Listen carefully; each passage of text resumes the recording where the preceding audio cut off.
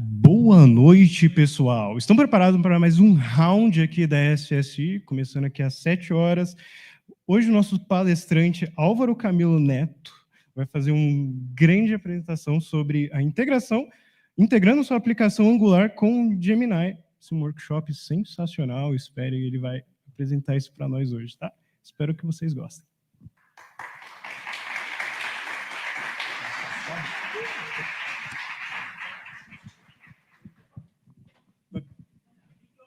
Calma aí, cara. Levou o microfone, eu falei, é no gogó mesmo? Deixa eu ficar aqui, né, para lascar vocês aqui. Beleza. Posso começar? Deixa eu aqui colocar minha tela aqui de apresentação. F11, não? Eita, como é que vem uma tela cheia?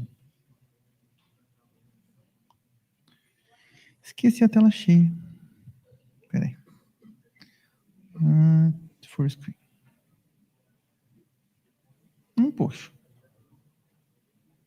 Vai ficar essa tela feia? Peraí.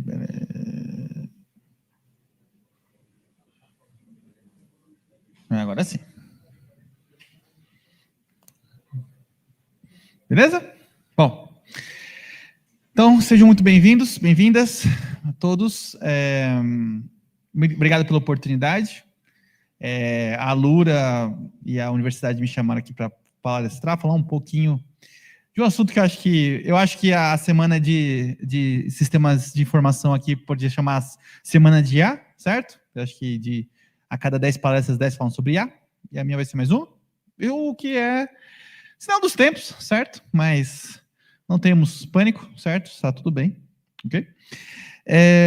Bom, então vou me apresentar. Então vou falar um pouco sobre Gemini e sobre Angular, tá bom? Então, assim, vou aproveitar que a gente tem uma plateia ao vivo, né? Deixa eu fazer um pouco de interação, beleza? Quem aqui, pode levantar a mão, quem aqui já ouviu falar ou usa o Gemini? Porra! Caraca! É mais que o pessoal do Google. Mas enfim, zoeira. Brincadeira. Legal. E quem aqui conhece, programa, já estudou, está estudando Angular? Vendo, gente? Tá bom. Show. Beleza. Então, vou falar um pouco de cada um, como os dois se integram e como a gente pode fazer aplicações bem legais com ele, tá bom? Então, eu não sou o William, tá bom? Não sou ele, certo? Nossa, o que aconteceu? Eu sou o Álvaro, beleza? Que eu explico essa apresentação, a gente fez em conjunto, eu e o William, certo? Então, a gente, é como se fosse como é que é? Um fit, certo? E meu nome é Álvaro Camilo Neto, sou desenvolvedor na First, que é a empresa de tecnologia do Grupo Santander, então é Santander First. Também sou palestrante de tecnologia, reconhecido pelo Google como Expert em Angular, que é só um reconhecimento por compartilhar conhecimento, beleza? Então, vocês todos podem virar experts em várias áreas do Google, basta compartilhar conhecimento, ok? E no final eu vou falar um pouco sobre isso. E também sou a Lura Star, que eu contribuo e faço conteúdo lá para a Lura, certo? Essa plataforma que está patrocinando esta palestra, certo? Então, como eu falei, sou o Google DevOps Expert. Eu organizo, junto com o William, um meetup mensal, então todos os meses, que é o Angular SP. Então, esse mês, no final do mês, teremos outro encontro, onde nós sempre temos pelo menos 2 palestras, ok? 2 palestras sobre tecnologia, sim, sobre Angular também, mas não só sobre isso, tá? Então, eu recomendo muito vocês, é só entrarem no canal Angular SP no YouTube e vocês assistem. E, claro, ficarem atentos nas redes sociais, adicionar o Angular SP no seu Twitter, no seu LinkedIn, no seu Instagram, beleza? Porque às vezes nós fazemos encontros presenciais, bem legais nas empresas, tá bom? Mas todos os meses nós fazemos encontros, que é o Angular SP. Então, eu recomendo a todos participar e, quem sabe, palestrar. Sim, vocês podem palestrar. Ok? Então, pessoal aqui. Beleza? Então, vamos lá. Então, primeiro a gente vai começar pelo básico, certo? Eu não, a gente vai ter várias, vocês já estão tendo, e eu acho que a próxima palestra também vai falar especificamente sobre IA, sobre ciências de dados, deep learning e tudo mais. E o objetivo dessa palestra não é explicar sobre isso, certo? Todo mundo mais ou menos já está usando IA generativa, certo? O objetivo dessa palestra é desmistificar como nós criamos aplicações com IAs generativas. Não só utilizar ela para o nosso desenvolvimento, para o nosso estudo, para o nosso dia a dia, como também como a gente pode utilizar essa capacidade das IAs, e especificamente aqui do Gemini, para suas aplicações. Tá? Como que é possível fazer isso, certo? Então, como a gente sabe, inteligência artificial já dominaram o mundo, todo mundo sabe, certo? Então, já estamos vendo na Matrix mesmo, então é isso aí, brincadeira. Mas, zoeiras à parte, quando a gente está falando de IA, tá? Literalmente, IA está quase em todos os lugares atualmente, tá? Lógico, desde os servidores, nos vários modelos do Gemini e de outras inteligências artificiais, como também na própria web, tá? Então, o Google tem esse, tanto para Android como para o Chrome, certo? Nós temos o Gemini Nano, certo? Que é uma engine, um motor de IA bem pequenininho, que funciona offline, direto do seu navegador, direto do seu celular.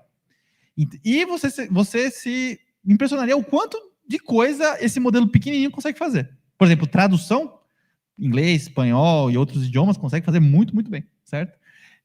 E não só isso, tem algumas capacidades bem interessantes e offline, ou seja, não vai em nenhum servidor e tudo mais. Bem interessante. Então, aqui tem o AI on Chrome, certo? A página do projeto.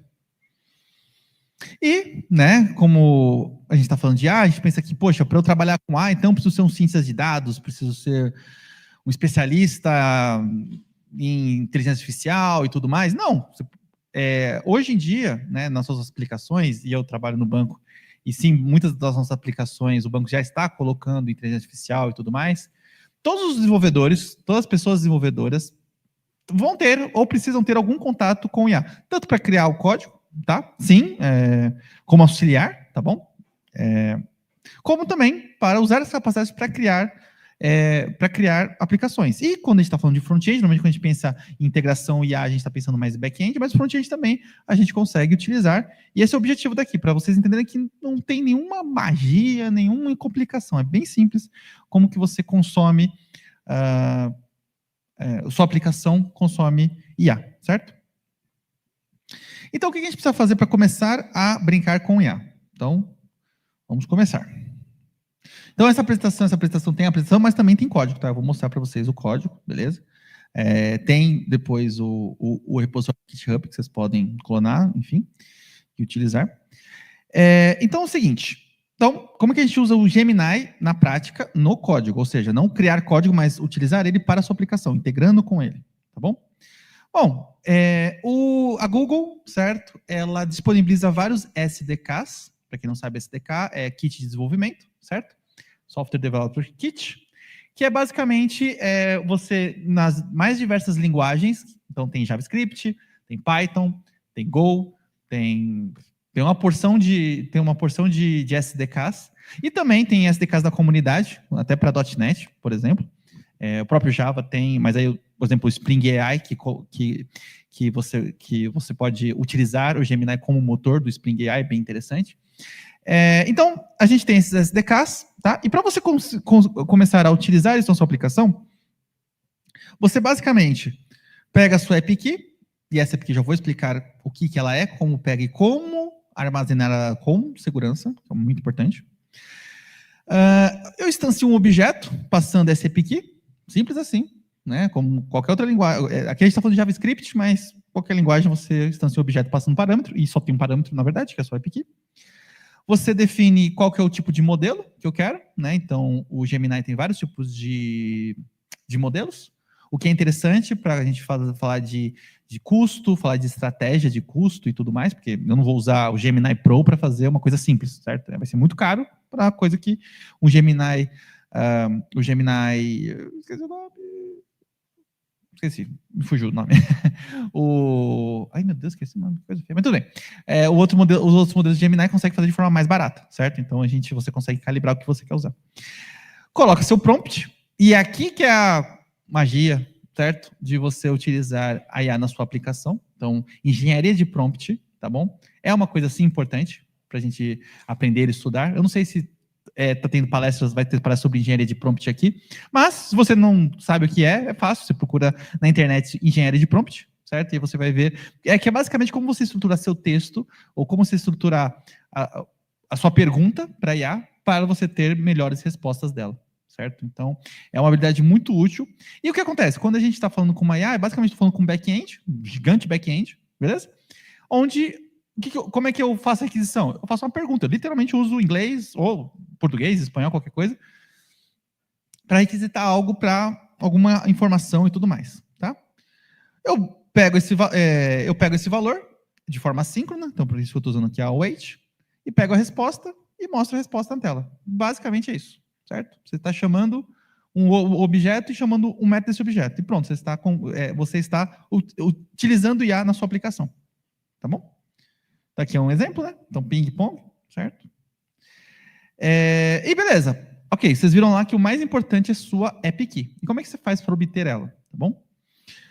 Bom, todo mundo... e eu vou explicar... E no final vou mostrar para vocês que, para quem é estudante, o Google tem um programa bem legal até outubro, certo? Para ter acesso a um monte de coisa. Até mais coisa que a gente tem acesso. Mas qualquer pessoa, de forma gratuita, tá? Apenas precisa ter uma conta no GCP, no Google Cloud, que basicamente você precisa ter uma conta do Google, beleza? Então, tendo uma conta no Google Cloud, criando um projeto no Google Cloud, que é basicamente New Project, e pronto, coloca o nome do seu projeto e já criou, não tem nenhum segredo. E aí você consegue criar a sua App Key. Então, você seleciona, cria a sua App Key.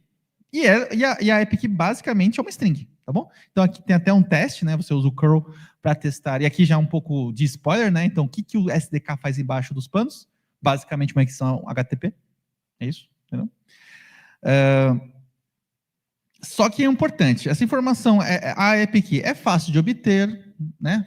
É uma string, certo? Que identifica você, só que é uma informação extremamente sensível. E aqui é um ponto importante que vocês têm que ter em mente, tá bom? Cuidado com a sua App Key. Ou seja, eu vou falar para você, uma vez que você tem ela, você não versiona ela no seu código, certo? Você não sobe lá no GitHub. Inclusive, é bem legal que o GitHub e outras ferramentas também, mas né, predominantemente o GitHub, quando você sobe uma App Key, e não só do Gemini, qualquer App Key, você recebe e-mail, tipo, um monte de alerta liga, pelo amor de Deus, tira essa App Key, porque é a coisa mais fácil, e tem vários bots que a partir do momento que você sobe, alguém vai pegar essa sua App Key, e com essa sua App Key eu consigo fazer 1 milhão de requisições, e aí começa a custar dinheiro, e vai no seu cartão de crédito, e não do cara que roubou sua App Key. Então a App Key é uma informação extremamente sensível, certo? Não só para você, como para qualquer aplicação, beleza? Então, você jamais versiona ele no seu código, beleza? Aí, só um ponto, né? Beleza, mas onde eu enfio essa App Key se eu não posso colocar no meu código? Como que eu vou guardar ela, certo? A maioria o GitHub tem um gratuito, que é o Secrets, mas qualquer nuvem, o Google, a AWS, a Azure, a gente tem o que a gente chama de Vaults, certo? Que é o cofre de chaves que você coloca lá, e aí você consegue instanciar em tempo de pipeline ou até em tempo de execução, dependendo de como você está executando sua aplicação no back-end. Ele pega essa chave e coloca em memória. Então, não tem como uma pessoa pegar isso lendo seu código estaticamente, tá bom?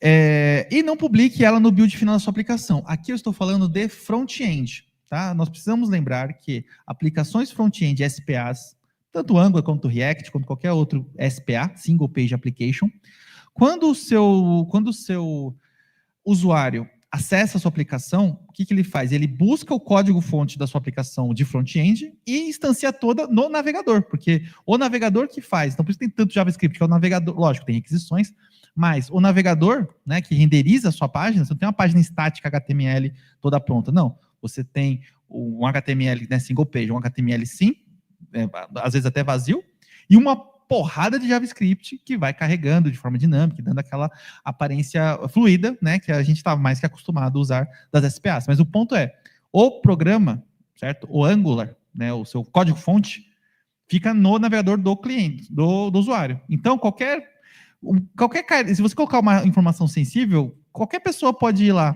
Qualquer pessoa não, mas qualquer pessoa um pouquinho esclarecida que manja um pouco de programar, ele consegue lá entrar na ferramenta do desenvolvedor e consegue ver o código-fonte da sua aplicação.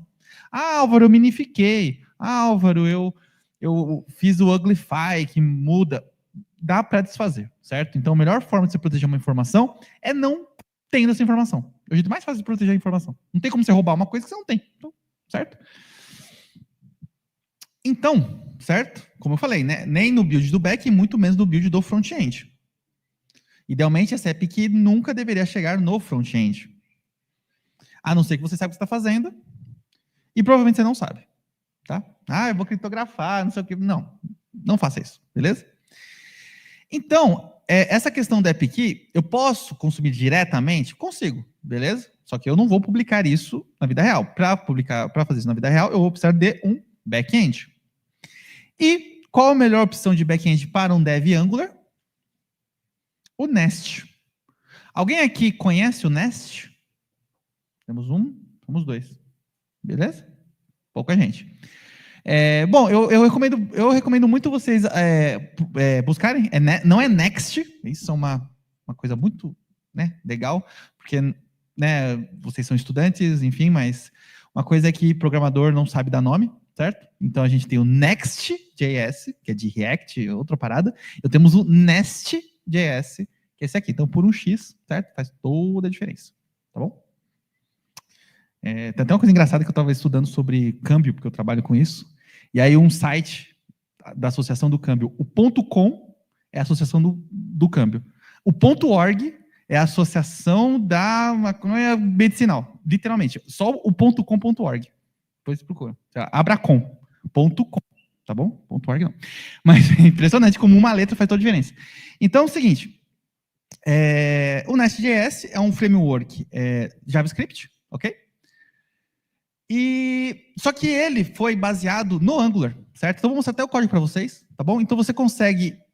lógico, eu não estou renderizando template, eu estou renderizando um endpoint, mas o ponto é, você usa os mesmos conceitos do Angular, da arquitetura do Angular, para você desenvolver seu back-end. Eu acho isso fantástico. Tanto é que é uma curiosidade que o cara que criou o Nest.js é o único GDE, Developer Expert de Angular, que não mexe com Angular, que mexe com back-end. Mas por quê? Porque ele criou um framework com a arquitetura do Angular, mais para back-end. Então, é muito legal, vou mostrar para vocês. Tá bom? Bom, antes da gente mostrar o código para vocês, a gente tem um caso de uso comum. Então, a gente tem um chat com contexto, certo? Então, por exemplo, é muito comum isso. E, na verdade, isso até é uma curiosidade, tá? Todo prompt que você faz em qualquer IA, tá? Gemini, ChatGPT, qualquer uma. O prompt que você coloca lá não é o prompt que, de fato, vai para o mecanismo de IA generativa. Você sempre tem um que a gente chama de System Prompt, que é um prompt que pega seu prompt e faz o guardrail. Então, por exemplo, você vai falar qualquer coisa. E aí o prompt, quando você manda, ele envelopa isso, faz o wrapper disso em outro prompt e fala assim, olha, dado que o cara não pode falar esse tipo de coisa. Lógico, é muito mais complexo o prompt, mas o ponto é, os guardrails, tipo assim, você não pode ter uma receita de bomba nuclear, receita de droga, não sei o que e tal. Esse tipo de cuidado, né? Esse tipo de proteção que a gente chama de guardrails é feito via prompt, que é o que a gente chama de System Prompt, que é um prompt que é executado antes do seu prompt. Foi muito prompt, eu sei, mas enfim, beleza? Então, você pode fazer isso. Então, por exemplo, aqui no caso, eu estou falando aqui que eu tenho um role, que é user, e eu falo assim, olha, o contexto. Olá, eu tenho 2 cachorros na minha casa. Então, toda vez que eu faço uma requisição, ele recebe antes o prompt de eu tenho 2 cachorros na minha casa. Então, a pessoa vai perguntar, o que eu tenho na minha casa? Se eu não tenho esse system prompt, ele vai falar assim, sei lá, você tem uma casa, ele começa a inventar também, às vezes, dependendo de como você configura, ele pode começar a simplesmente delirar. Mas como ele tem um system prompt, ou seja, um contexto, ele vai falar, você tem 2 cachorros na sua casa. Beleza? Então é uma coisa bem simples, mas é interessante para vocês entenderem como é que funciona. Na verdade, lógico, como funciona e tudo mais, as próximas palestras, que vai explicar todo o mecanismo de multiplicação de matrizes, pesos, tudo bem. Mas o ponto é, que é o que a gente fala, né, entre ciência de dados e engenharia de dados. Ciência de dados é para fazer o mecanismo e tudo mais. Engenharia é como é que eu vou onde eu vou guardar, qual banco de dados, qual rede, qual arquitetura. Então, assim, é muito mais, quando a gente fala das IAs, é muito mais que simplesmente o modelo. Eu tenho toda uma infraestrutura, eu tenho todos os guarda-reios, segurança e tudo mais, tudo é relacionado a isso, tá bom? Então aqui é um exemplo bem besta, bem simples, mas você já começa a entender como funciona quando eu mando um prompt para a IA, para o Gemini e tudo mais. Resposta via streaming. Então, o que acontece? Você pode... É uma API. Então, assim, apesar que eu estou usando o SDK, por debaixo dos panos, é uma API REST. Alguém aqui não sabe o que é API REST? Tipo, não sei o que é API REST. Ótimo. 2 pessoas. Beleza. API REST é basicamente utilizar a estrutura da internet, né, ou seja, requisições HTTP, certo? Para eu interagir, fazer integração com um sistema. Beleza? Então eu faço um post, eu faço um get, ou seja, toda vez que você entra numa página web, na verdade você está fazendo um get, certo? Agora, toda vez que você vai enviar uma informação, você faz um post. Delete, eu tenho vários verbos HTTP. O ponto é, você pode criar um sistema, certo? Que não é um sistema que responde página web, mas responde JSON ou responde outro tipo de formato de informação, mas você basicamente está fazendo uma requisição na internet, certo? Que a gente chama de requisição HTTP. Então, assim, não tem nenhum segredo tal. Lógico, lá dentro, da porta para dentro, aí sim tem, aí como eu falei, engenharia de dados. Tem um monte de mecanismo, um monte de microserviços, tem o modelo de dados, tem o banco de dados vetorial, tem um monte de coisa. Mas eu exponho para todo mundo, para fazer interação comigo, uma API REST. É muito parecido, por exemplo, quando a gente fala de Open Banking, ou tantos outros tipos de integração que você vai ter na internet para você ter integrações com outros sistemas. Tá bom? Bom, e além de fazer uma resposta, então, eu mando uma requisição, me vem uma resposta, eu posso fazer o que a gente chama via streaming, ou seja, enquanto ele está processando, ele pode ir mandando informação, eu posso mostrar isso em tela. Então é muito comum quando você, por exemplo, vai no Gemini, né, na interação com o Gemini, quando ele vai fazer a resposta, você vai vendo a resposta sendo escrita, certo? Até tem, por exemplo, outras inteligências artificiais, como a DeepSeek, que tem lá, que o cara vai escrevendo, depois, opa, deixa quieto. Porque é isso, ele vai processando e depois vai no guarda-reio, opa, esquece, entendeu? E aí vai processando. Isso é muito comum, certo? E o que acontece? Você pode, dar uma experiência, na verdade, é só dar uma experiência ao seu usuário, quando a gente está falando de front-end, a gente está falando de experiência ao usuário, melhor, porque você sabe que ele está processando. Eu poderia tranquilamente colocar um load, carregando a resposta e dou a resposta direto. Então, assim, aquela questão do negócio escrevendo, por exemplo, sim, ele faz isso, só que ele não tem essa necessidade, tá? É só uma questão de usabilidade, tá bom? Que se convencionou. Eu simplesmente poderia ter um timer ali e pronto, a resposta aparece. Então, aqui, como é que a gente faz isso? Beleza? Texto e imagem. Então, assim, para quem não conhece, toda vez que você vai fazer o upload de uma imagem, de um texto, de um binário, de um vídeo, de qualquer coisa da internet, basicamente, o que o seu navegador, que sua aplicação faz codifica essa informação numa string base 64, que a gente chama, beleza? Tudo bem, tem outros jeitos, dá para você mandar o binário e tudo mais, mas vamos simplificar aqui. Uma imagem, certo? Você pega a imagem, você codifica ela numa string base 64 e sobe isso. Do outro lado, ele vai pegar essa imagem, vai decodificar para o JPEG, ou como se colocou lá no MIME, da requisição, e do outro lado aparece a mensagem. Basicamente isso que acontece. E para você mandar uma imagem para o Gemini, você faz basicamente a mesma coisa do que você faria para subir, por exemplo, uma imagem no Twitter, ou no Instagram, ou qualquer outra API que você pode subir imagens. Você decodifica ela, aqui eu estou usando JavaScript, mas qualquer outra linguagem também, você pode usar. Aqui no front-end é JavaScript mesmo, esquece. Mas eu codifico e mando, né, na requisição post. Lógico, aqui, para simplificar, eu estou usando o SDK. Então, e outra coisa importante, bem legal de falar de usar um SDK, ao invés de você fazer a requisição HTTP na unha, vira e mexe o pessoal da Google, ou na verdade de qualquer IA ou de qualquer empresa, altera o contrato da API, certo? Ou seja, muda algum campo, enfim, faz alguma coisa, alguma manutenção normal. Se você usa o SDK, você não precisa se preocupar em mudar toda vez que atualiza do outro lado a API, você precisa atualizar o seu código. Se você está usando o SDK, essa complexidade fica no SDK, abstraído do SDK do fornecedor. Então, muitas vezes, você basicamente tem que atualizar o SDK e pronto, sua aplicação está funcionando, certo? Beleza? As perguntas no final? Ou não sei como é que funciona aqui. É no final? É isso? Bom. Ok. Beleza. Mas cadê o Angular? Então, me mostra aqui uma aplicação real. Então, vamos mostrar. Beleza?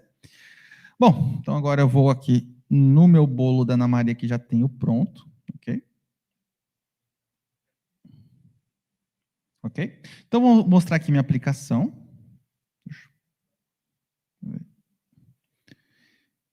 Então, deixa eu só... Pronto. Então, aqui, eu tenho uma aplicação, certo? Gemini Chat. Sim, eu não tenho criatividade, mas para vocês verem como é que funciona. Então, eu posso passar aqui um prompt. Hoje estou na USP Leste.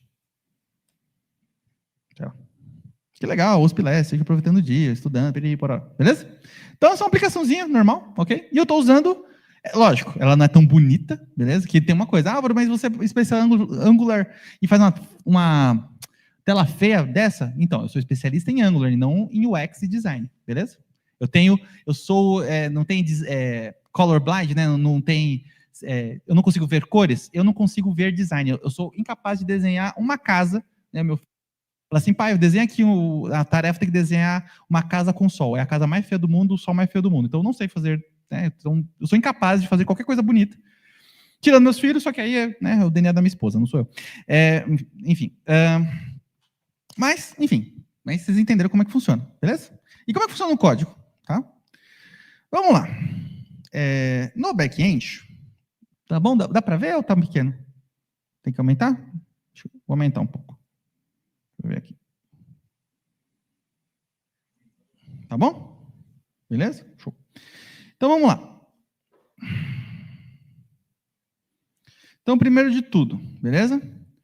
No back-end, e aqui você basicamente entra no Nest.js, e aí ele mostra como é que você começa um projeto e tal, mas para mostrar para vocês, principalmente quem programa Angular, olha só, esse back-end, é um back-end que eu estou mostrando, tá? Então aqui eu tenho aqui o meu módulo de configuração do back-end, parece Angular, sim.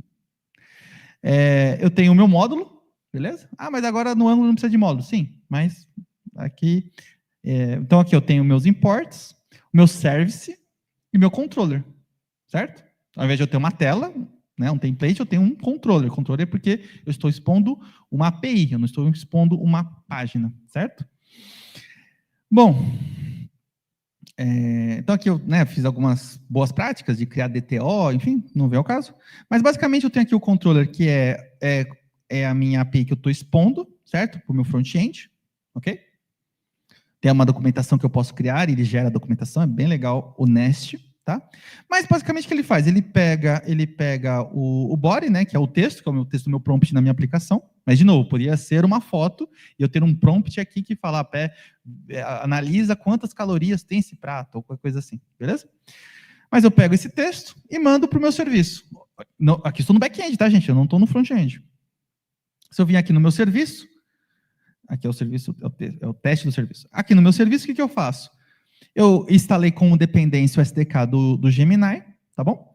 E aí eu pego a minha API. Olha só, a API eu estou pegando do ambiente, tá vendo? Eu estou pegando esse config serve que eu pego do ambiente, ou seja, o que está carregado no momento que eu subo, tá? Se eu tivesse, por exemplo, no GCP, na hora que eu subir, eu configuro para ele, por exemplo, carregar do Secret Store do Google, do GCP, e ele carrega em memória. Então eu pego essa variável em memória e jogo aqui, tá bom?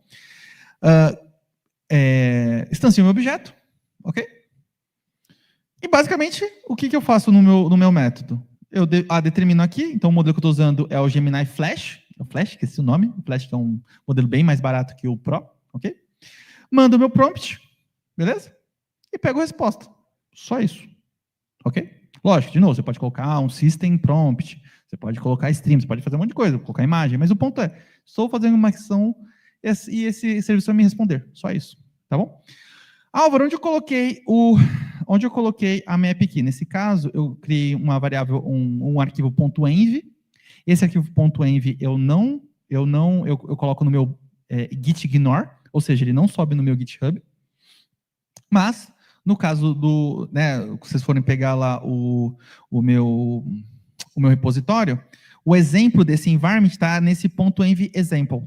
Então, basicamente, você precisa ter Gemini Key e copiar aqui a sua Gemini, a sua app key do Gemini.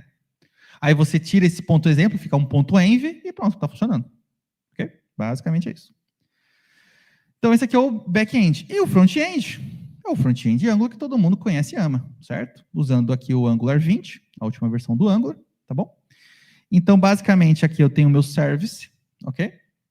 O meu service HTTP client, tá vendo que aqui eu não estou pegando nenhuma app key, nada, entendeu? Então, aqui eu simplesmente chamo o meu back-end que eu criei lá em Nest, e ele sim chama o Gemini, tá bom?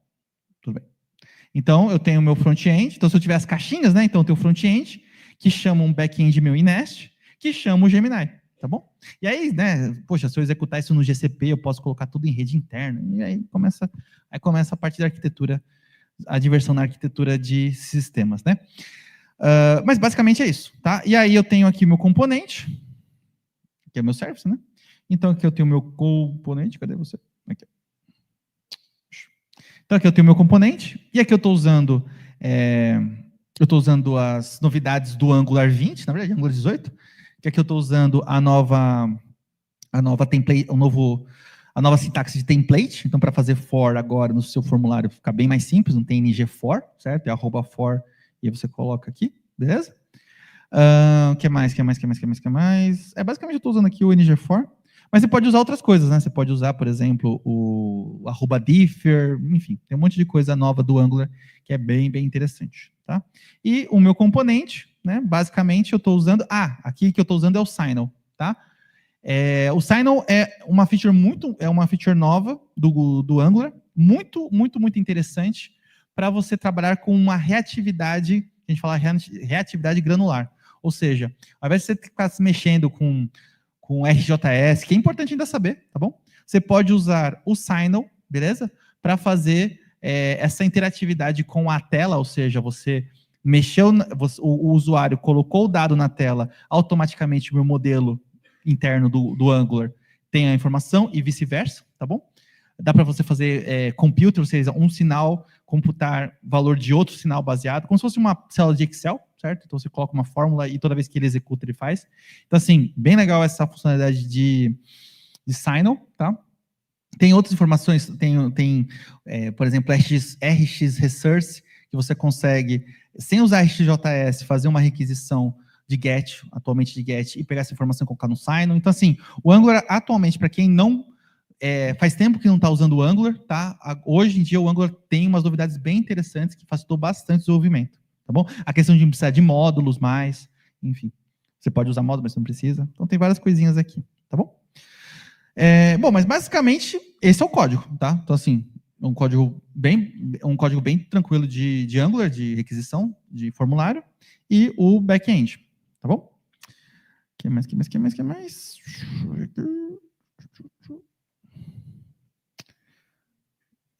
Bom, aqui estão as referências, tá bom? Beleza? E tinha um sorteio, só que era na outra apresentação, não esquece. E é isso. Antes de terminar, importante, todo mundo pode entrar no gemini.google/students, que vocês têm um plano gratuito de 1 ano para até 2 TB de armazenamento, acesso ao Deep Research, resumos de áudio, o modelo do 2.5 Pro, tá bom? Então, bastante coisa para vocês que são alunos, então, para vocês aproveitarem. Tá bom? E é isso. Muito obrigado. Então...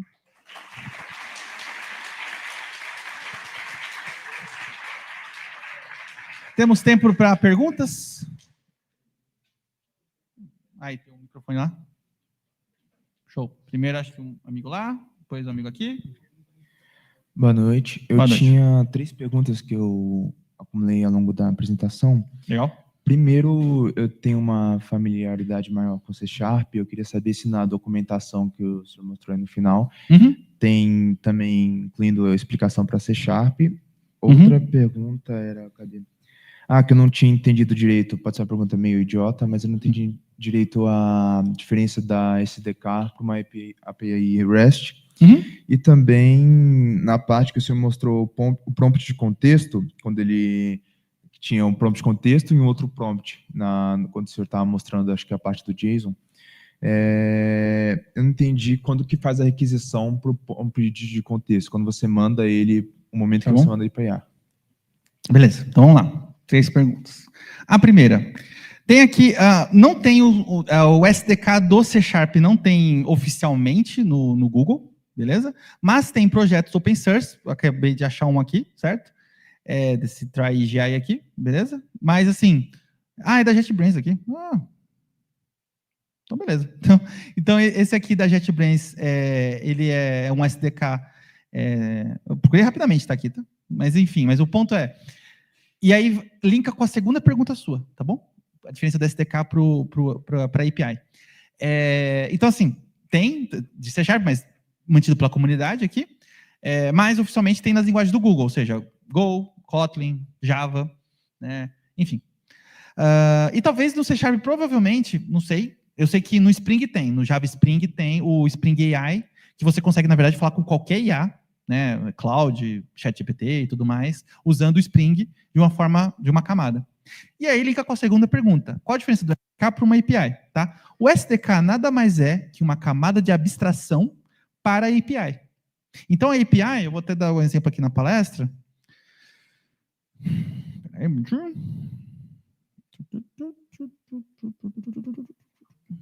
Peraí. Aqui. Não, peraí. Aqui. Então, assim, uma API REST é isso aqui. Você faz aqui eu estou usando uma ferramenta de comando, que é o curl, mas você pode usar o Postman, provavelmente já usou Postman, ou N ferramentas. Mas o que é uma API REST? É basicamente você chamar um endereço web, um HTTPS, com o verbo, então aqui eu tenho o verbo post, beleza? E com os parâmetros. Então, o parâmetro que eu estou passando é write a story about a magic backpack, que é o meu prompt. Então, uma API REST é basicamente isso. Você pode fazer a chamada, e no Gemini tem sim toda a documentação. Então, você pode integrar a sua aplicação com o Gemini utilizando o C Sharp puro, não precisa nem de um SDK. Tá bom? O que acontece? Repara aqui. O Google amanhã pode falar o seguinte, olha, o nome do parâmetro que era contents, agora é content Google. Qualquer porra dessa, beleza? Então, ele pode mudar aqui. E aí o que acontece? Se você faz isso, se você faz a integração integrando com a API, claro, eu estou falando aqui, eu estou exagerando, porque normalmente quando você faz isso, você versiona a API, tem a V1, V2, e a V2 tem um contrato diferente. Estou aqui simplificando muito. Mas o ponto é, você faz tudo na mão, certo? O SDK nada mais é que uma biblioteca JavaScript, uma biblioteca C Sharp, uma biblioteca Python, que quando você chama o comando, você, na verdade, embaixo dos panos está instanciando, está configurando, por exemplo, qual que é o endpoint, configurando qual que é o modelo. E aí, quando você faz a chamada, ele vai fazer uma requisição REST. Só que amanhã, se troca a versão da API e tudo mais, se você simplesmente atualizar a sua biblioteca, você não precisa se preocupar com o que está acontecendo, entendeu? Então é uma camada de abstração, o SDK. E aqui eu estou falando SDK de Gemini, mas tem SDK para tudo. Qualquer framework que você parar para pensar é um SDK. Se você parar para pensar em qualquer framework, sei lá, o Hibernate, você pode fazer todas as chamadas de banco na mão, fazendo insert, abrindo a conexão e escrevendo a query. Mas por que você usa o Hibernate? Porque você tem toda uma camada de abstração, que está tudo já pronto, tudo já mais simples, certo? Então, basicamente é isso. E por fim, o System Prompt, né, que é o contexto, imagina o seguinte, imagina que eu tenho o seu prompt, certo? O que acontece? O System Prompt é o que está em volta do seu prompt. Então basicamente, assim, simplificando muito, é como se eu fizesse assim, o prompt que dia é hoje, por exemplo. Só que eu tenho uma string, só que antes de eu mandar isso, eu pego esse que dia é hoje e somo a string anterior, que é uma string assim, hoje é dezembro de 2020, só que eu não estou vendo essa string, entendeu? Estou somando, ou estou interpolando a sua string dentro dessa string e mando tudo para IA, já com isso. Então, todas, quando você faz, por exemplo, O que é, por exemplo, né, uma coisa interessante, o que é, por exemplo, o Windsurf, esqueci o nome o Cursor, essas ferramentas, essas IDEs. O que são essas IDEs de IA? Nada mais é que um fork, por exemplo, do VS Code. Tá? Eu não estou falando que, Álvaro, é fácil, faz você. Não estou falando que é fácil. Mas o ponto é, de forma estrutural, basicamente é o VS Code, com todas as capacidades do VS Code, System Language, um monte de coisa que o VS Code faz. Mas, quando você vai estar digitando tal, ele manda, ele pega seu prompt, ou pega seu código e fala assim, quando você fala assim, corrige esse código. O que ele faz? O curso, por exemplo. Ele pega o seu código, mais o que você perguntou, e fala o seguinte, Gemini, esse é o código, esse é todo o código, esse aqui é o que o cara perguntou, responde sobre aí. Porque se eu mando simplesmente o que você perguntou, ele não sabe que código você está falando. Então é o contexto. Lógico, de novo, se eu estou simplificando demais. Hoje, uma coisa muito importante para quem está trabalhando com IA generativa, principalmente, é a questão da economia de tokens. Porque você paga por token, certo? O que é token? É a unidade que eu vou utilizar para... que eu vou utilizar do prompt, né? Então pode ser a palavra, pode ser a frase, enfim, né? Mas o ponto é, todas as IAs te cobram por token. Então, quanto mais você faz mecanismos de cache ou mecanismos para você economizar isso, mais barato é a sua requisição. Tá bom? Mas, assim, de novo, não tem magia. Lógico, lá dentro, as multiplicações de matrizes e os tratamentos estatísticos e tudo mais, sim, aí já é outra parada. Mas, por fora, na engenharia de dados, é requisição HTTP, é camada de cache, é banco de dados, é segurança, como qualquer outro sistema. Tá bom? Beleza? Próxima pergunta? Viviane? Logo no começo, você falou do Gemini Nano, né, e da possibilidade de usar em aplicativos mobile. Uhum. E aí eu fiquei pensando, você acha viável colocar isso num web app? Então, se colocar ali no Angular e ele baixar para eu não ter que acessar a API? Na verdade, ele não baixa, tá? Vamos lá. O Gemini Nano, tanto no Android quanto no Chrome, tá? Assim, o que limita é que você vai ter que usar o Chrome, né? Porque ele está no Chrome, ele não está em todos os navegadores. Mas, se não me engano, está no Edge também, enfim, não sei. Mas o ponto é, quando a gente está falando do Gemini Nano, você não está carregando, ele já está no navegador. Você só está consultando. É a mesma coisa para o Android. Quando você usa o Gemini Nano, a sua aplicação, sei lá, que tem... Vou dar o exemplo do Android, que também... Mas a web é a mesma coisa que você está se preocupando com tamanho de aplicação, certo? Com um problemão. O ponto é, quando você usa isso, não é que você está carregando o Gemini junto com a sua aplicação Angular, ou no seu aplicativo vai ter 300 MB, porque 200 é só o modelo e 100 a sua aplicação. Não. No Android e no Gemini já tem o modelo. Um modelo bem menor, bem mais simplificado, e você consegue fazer coisas simples, que você não necessariamente... Por exemplo, uma coisa que você não precisa de um endpoint gigantesco, e aí a dica não é só a questão do offline, porque quando você faz offline, você não tem rede, você não tem questão de rede, você tem que... É muito mais seguro, porque você não está compartilhando seu dado com nada. Mas o ponto é, por exemplo, resumo. Para você fazer um resumo de um texto, por exemplo, então você pega isso, resume em 5 linhas, em 3 linhas. Muitas vezes você não precisa de um conhecimento, não precisa de um ground, não precisa de um raciocínio. Uma IA muito simples consegue fazer a conversão tranquilo. Então, hoje a gente tem modelos muito, muito menores. Hoje, na verdade, a grande corrida, certo? Não é só para quem tem o melhor modelo, porque se você pegar hoje, né, saiu até o ChatGPT-5, que não é essas coisas, e não é porque é da concorrente não, que eu usei, mas prefiro o 4. Mas o ponto é, hoje em dia a corrida, né, tem a corrida do AGI, né, a consciência, e o povo nem sabe o que é consciência, mas enfim. Mas o ponto é de verdade, eu acho que hoje a corrida está mais em qual que é o modelo mais eficiente. Então, por exemplo, o DeepSeek que veio e arregaçou todo mundo, porque você consegue fazer um modelo muito, muito, muito bom, com muito, muito menos recurso. Entendeu? Então, hoje a corrida não é somente quem tem a IA mais poderosa, também, né, para tal da AGI, certo?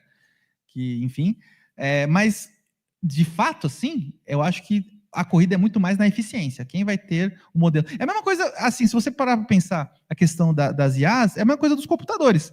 O computador ocupava uma sala, depois um armário, e foi indo até que eu tenho um computador, sei lá, no meu relógio, entendeu?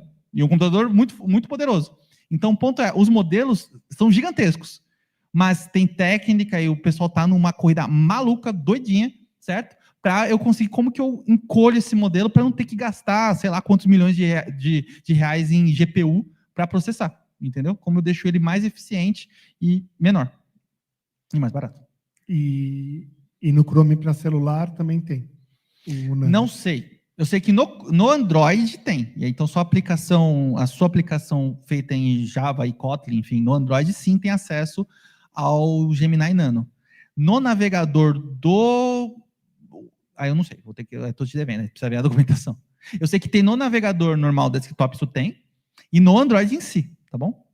E aí, claro, por exemplo, você fizer uma aplicação Flutter, como é do Google, o Flutter já tem um SDK, né, que faz acesso ao Gemini Nano do aparelho, entendeu? E também tem que tomar cuidado que a questão do Nano, de novo, quando a gente fala de web, é somente para quem usa Chrome, então, né, e aí, normalmente isso é uma aplicação para todos os tipos de navegador. E para o Android, não é todo celular, não é todo Android. Então, por exemplo, nas versões mais novas, está começando a vir mais com o Gemini Nano para todos os... De novo, por quê? Porque o Gemini Nano, apesar de ser pequeno, não era pequeno, sei lá, para um Samsung J5, entendeu? E aí vai ficando mais eficiente. Mas, de novo, Álvaro, quando que eu vou usar o Gemini Nano? Depende do seu caso de uso. De novo, fazer um resumo de texto. O cara digita lá e eu quero resumir essa palestra, eu quero resumir isso, eu quero, por exemplo, fazer os bullet points disso aqui. Hoje em dia, os nossos modelos, de forma offline, conseguem fazer isso, sem precisar ter conexão com a internet ou acesso a um grande Big Data para fazer isso. Entendeu? É isso. Mais alguma dúvida? Mais alguma? Deixa a mão em pé? Não? Ok? Então, beleza. Acho que não tem mais nenhuma. É isso, gente. Muito obrigado e até a próxima.